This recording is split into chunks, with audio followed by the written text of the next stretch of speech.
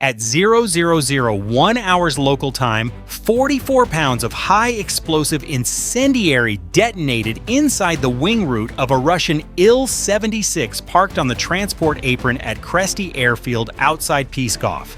The airframe that delivered it had flown 68 miles to get there, 130 feet above the ground, the whole way. Inside the wing, it tore open sat roughly 24,000 gallons of kerosene in an aircraft carrying a replacement value between $40 and $60 million. The fire found the lower wing skin in seconds. Within 20 minutes, the smoke column would stand 1,600 feet above the apron, lit from below, visible from 9 miles out across the eastern horizon. 4 defense layers had been active that night. Every one of them had already failed. 17 minutes earlier, none of it had happened yet. The aircraft was intact, the apron was quiet, and the base had no idea it was under attack. The Il-76 is not a weapon. It is a 4-engine heavy lifter with a 165-foot wingspan, and on a crowded apron, it is the largest object in view and the most combustible thing on the concrete. Russia does not lose these quickly, and it does not replace them quickly either. Every airframe that burns is a supply route that stops moving, a rotation of cargo and personnel that has to be absorbed by an inventory already stretched thin. Kresty sits deep in Pskov Oblast, far from any front line, far from anything that had ever threatened it. That distance was the entire security model. The aircraft was parked in the open because open ground had never been dangerous here. An hour before the impact, 68 miles south, a clandestine cell had been working in a clearing behind a tree line. A flatbed truck, a catapult rail staked into soft ground, 5 airframes laid out in the dark, and not one decoy among them. Every warhead was live. The first 3 went up 90 seconds apart and turned north. Then the crew stopped. For 8 full minutes, they did nothing at all, and the last 2 airframes sat on the ground while the first 3 flew toward a base that did not know they existed. That pause was the weapon. At 2,356, the duty officer at Kresty logged the attack as contained, and the moment he wrote it, the base locked itself into a shape it could not undo. Fire trucks were already out in the middle of the apron. Hose lines were already dragged across the concrete. The Tor M2 crew had already rotated out of engagement and into post-strike diagnostics with their barrels still facing northwest. Every one of those decisions was correct, made by trained people responding to a battle that was over. Wave 2 was airborne before the word contained was ever written down. Because Wave 1 was never sent to destroy anything. It was sent to make the base do exactly what it was trained to do. And it was that response, not the drones, that would kill the aircraft. 19 miles out, 40 minutes into the flight, a surveillance radar caught the first return. It was weak, intermittent, drifting in and out of the ground clutter and back again. The antenna sat 50 feet above the terrain. The targets were composite airframes at 130, no transponder, no emissions. Nothing threading north through those terrain corridors was supposed to be there at all. The operator logged it as a possible low-altitude contact past the bearing to Kresty, and the base had roughly 14 minutes. The system that received that bearing was a Tor M2. 30 tons of tracked vehicle carrying 8 radar-guided missiles built for exactly this problem and nothing else. Low, slow, small things trying to reach the airfield behind it. Its engagement envelope reaches out 9.5 miles. Run the arithmetic and it looks comfortable. 9.5 miles at 81 miles per hour gives the crew 7 minutes to detect, classify, rotate, lock, and fire. 7 minutes against 3 targets. On paper, that is not a fight. That is a queue. They did not get 7 minutes. A radar does not see objects. It sees change, energy that comes back different from the energy around it. A composite airframe at 130 feet over broken ground barely changes anything at all, and the return it produces sits underneath the noise the system is specifically designed to throw away. Trying to hold that track is like trying to follow one whispered conversation across a crowded restaurant. You catch 3 words, you lean in, and the whole room gets louder. The track appeared for 2 sweeps, vanished for 3, came back a degree off the last known bearing, and merged straight into the background. Every second of that cost ground. At 81 miles per hour, an An-196 Lyutyy covers 119 feet per second. It does not slow down while a crew argues with a screen. The operator watched 3 separate firing solutions build and collapse inside 90 seconds, each one climbing halfway toward release before the return dropped into the noise and the display reset to 0. 90 seconds. 2 miles of the engagement envelope gone, spent on locks that never completed. The window that had opened at 7 minutes was closing toward 4, and the drones were already inside 12. Then at 5 miles, the return came back clean and stayed clean. The operator held it and fired. The missile came off the rail, went active on its own seeker, and closed the distance in seconds. Alpha 1 came apart in a single flash of fragmentation and fell in pieces across the dark fields north of the base. It was a textbook intercept. The Tor M2 had done precisely what 30 tons of engineering was built to do, against precisely the target it was built to kill, and it had won. But there had never been one drone. Alpha 2 and Alpha 3 were still inbound on slightly divergent headings, still flickering in and out of the clutter, and each of them would require the crew to start over from nothing. Reacquire, reclassify, relock, fire, one target at a time. Alpha 2 was already inside 6 miles. The crew had just spent 4 of their 7 minutes killing a single drone, and the 17-minute clock running on the Il-76 had not paused for any of it. At 2,352, Alpha 2 crossed the apron boundary and struck a fuel service vehicle on the transport ramp. 44 pounds of incendiary detonated inside the fuel volume, and aviation kerosene lit instantly. A pool fire spreading fast across the concrete, fed by ruptured hoses, throwing black smoke sideways into the night air. 3 seconds behind it, Alpha 3 hit the ground support equipment parked alongside and widened the burn zone. 2 impacts, 2 fires, a smoke column climbing past the apron floodlights. Not the Il-76. The aircraft stood untouched 400 yards away with its wings still full. The fires were never the objective, the smoke was. Everything after that was the base doing its job. Fire crews were rolling inside 90 seconds. The first truck swinging across open concrete toward the burning support zone, headlights barely cutting the haze. A second followed, then a third. Men on foot dragged hose lines out across the ramp with their faces lit orange. By 2,356, foam was going onto the fuel pool, and the fire was coming under control, and the duty officer logged the attack as contained. 3 drones detected, 1 killed, 2 impacts, suppression underway. It was an accurate report. Every word of it was true. And the smoke kept building. In the light crosswind, it stopped rising and started spreading.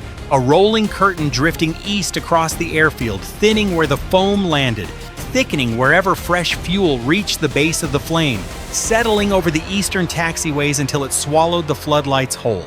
At 23:59, the radar operator saw new returns on a scope he had already marked clear. Bravo 1 and Bravo 2 crossed the detection boundary on a bearing 30 degrees east of the axis wave 1 had used.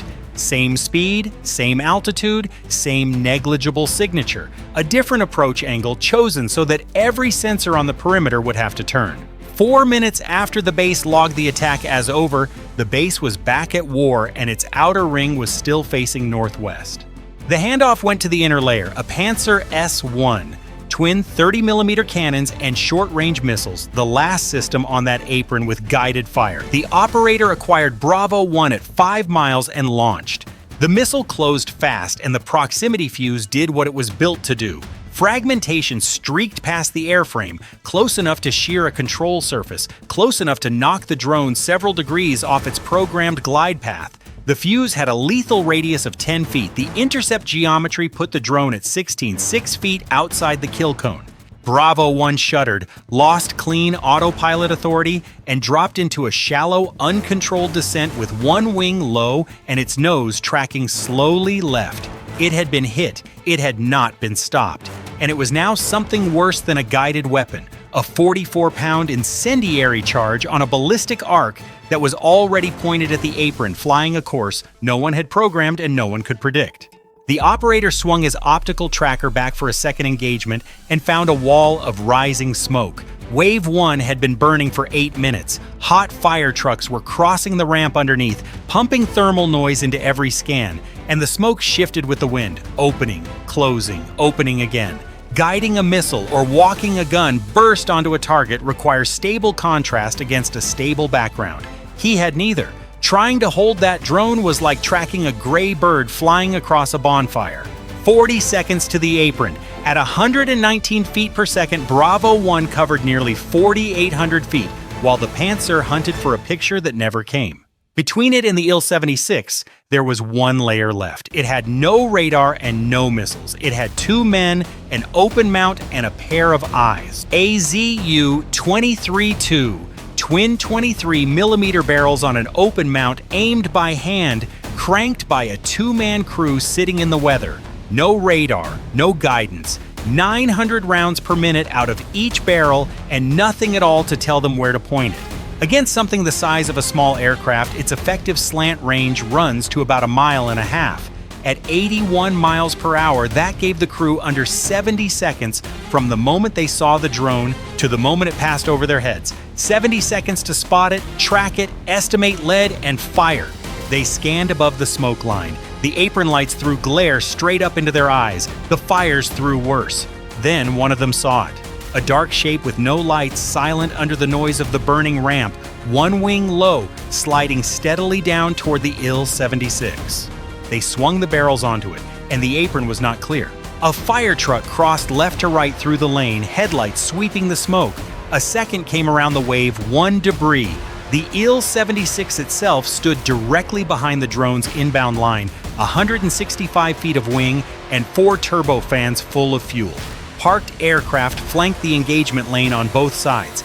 Every degree those barrels traveled, the line of fire ran through something that belonged to them. 900 rounds a minute into that would shred their own trucks, their own aircraft, their own people. 70 seconds was down to 20.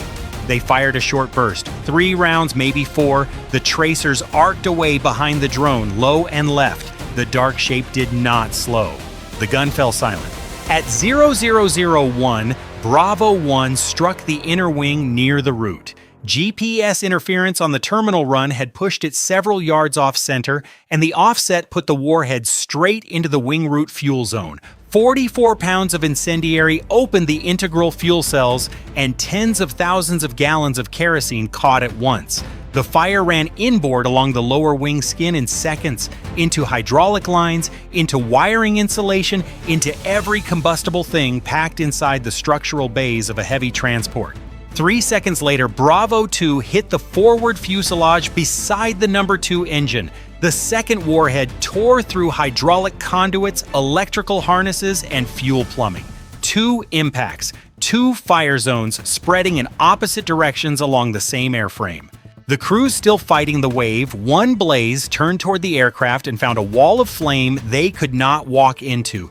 Fuel poured out of ruptured wing lines and pooled beneath the fuselage. Tires burst in the radiant heat. Aluminum panels softened and folded inward, and then the wing structure let go. 4 defense layers had been active that night.